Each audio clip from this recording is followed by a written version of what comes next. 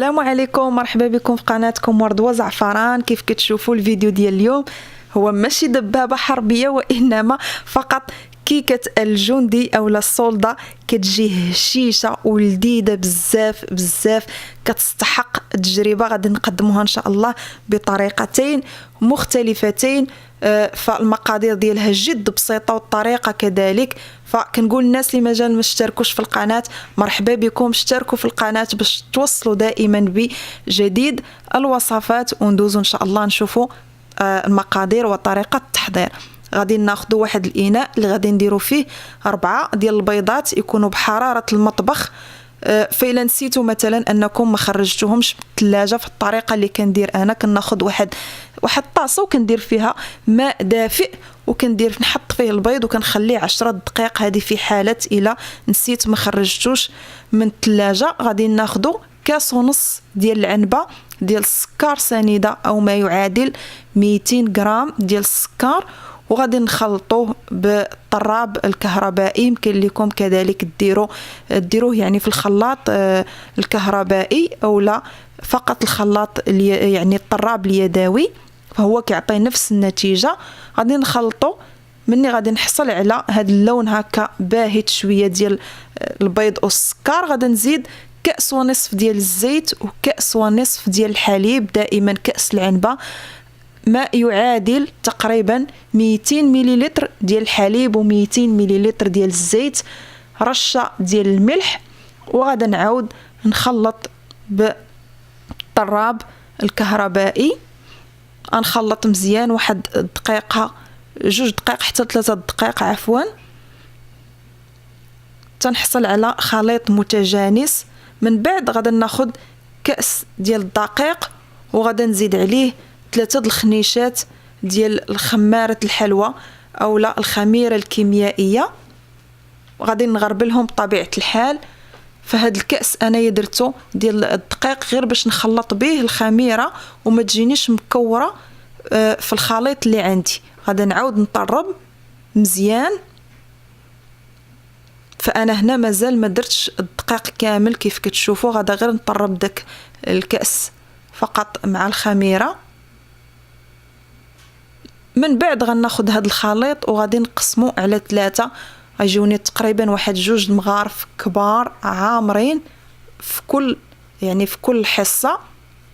غير هو نحاول انني نجيبهم مقادين نقسمه على 3.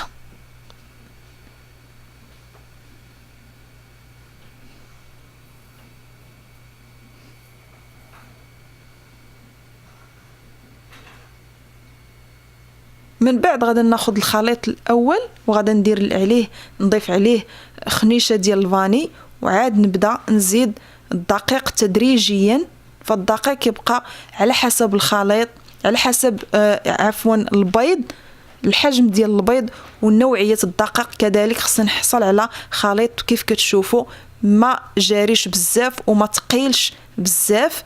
وغادي ناخذ الحصه الثانيه غادي نزيد لها الراس المعلقه ملون غذائي باللون اخضر او لا لون البيستاش.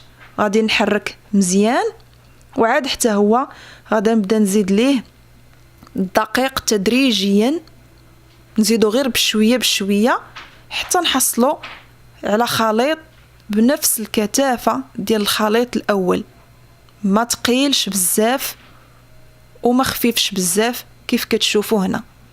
انا غادي نزيد ليه شويه ديال البيستاش اللي يعني مهرمش. يمكن لكم تزيدوا ليه شويه ديال اللوز، كيف يمكن لكم فقط تخليوه عادي ما تضيفوا ليه والو.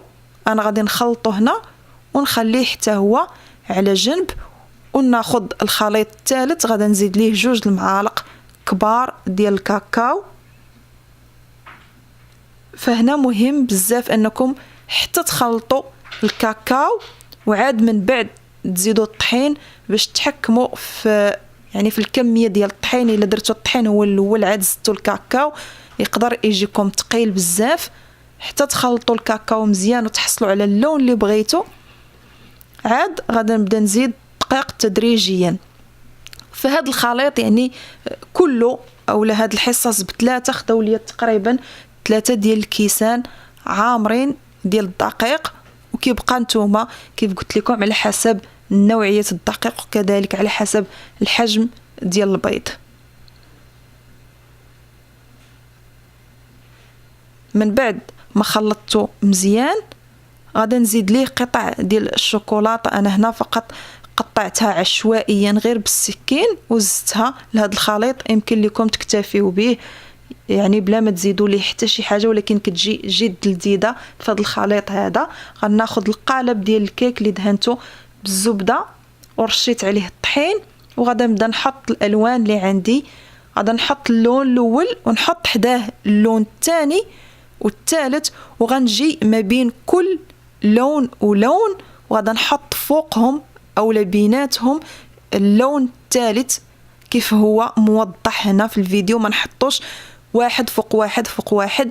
مني غنجيو نقطعوها غادا نحصلوا فقط على خطوط عاديه رقيقه، وحنا بغينا نحصلوا على نفس الالوان تقريبا اللي كتكون في اللبسه ديال الجندي اولا السولدا.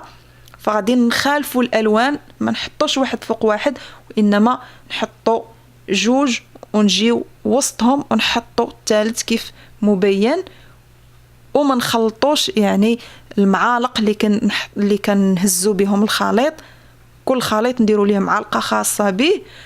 فبالنسبه للفرن انا ما كنسخنش نهائيا الفرن في الاول، كنحط الكيك في الفرن عاد كنشعل عليه.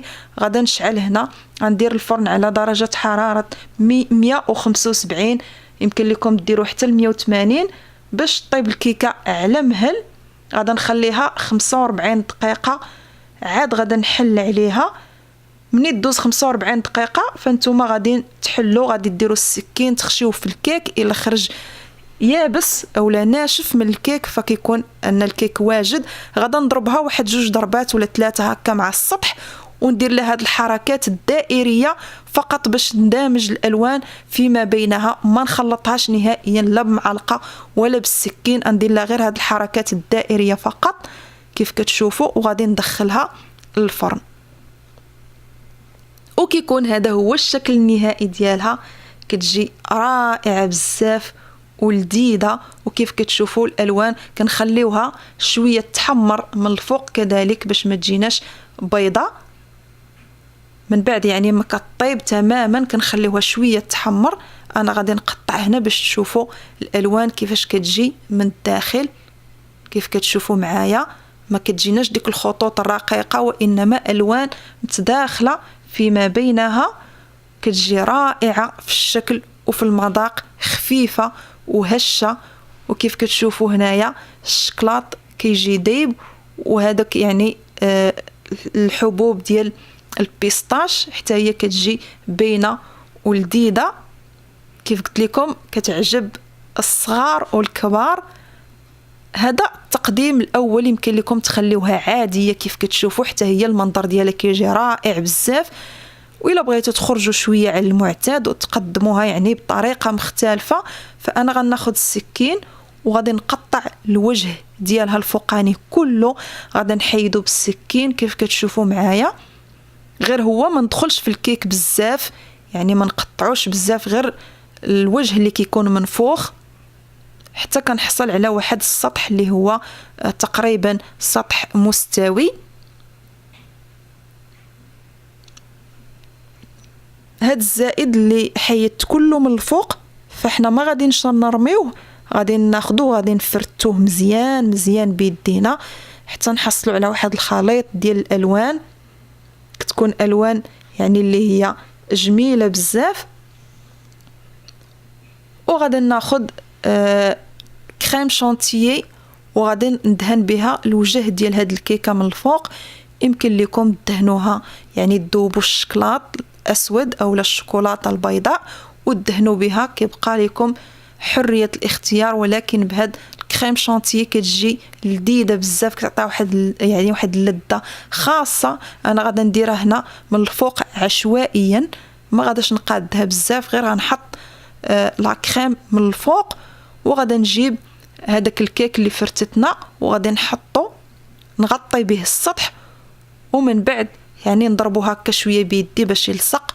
وكيكون هذا هو الشكل النهائي ديالها. كتجي رائعة جدا جدا، لا شكلا ولا مذاقا، ما فيهاش مقادير اللي هي يعني معقدة او لا مقادير كثيره، فهي بسيطه وطريقه التحضير كيف شفتوا معايا بسيطه وما كتاخذش وقت بزاف. كنتمنى ان الفيديو ديال اليوم يعجبكم. الى عجبكم ديروا لايك، خليو لي كومونتير، والناس اللي مازال ما اشتركوش في القناه اشتركوا في القناه وفعلوا الجرس باش توصلوا نتوما الاولين دائما بجديد الوصفات وجديد هاد القناه هذه. والناس اللي ديجا اشتركوا في القناه كنقول لكم شكرا لكم، وما بقى لي الا نقول لكم مع السلامة، إلى اللقاء في وصفة قادمة إن شاء الله.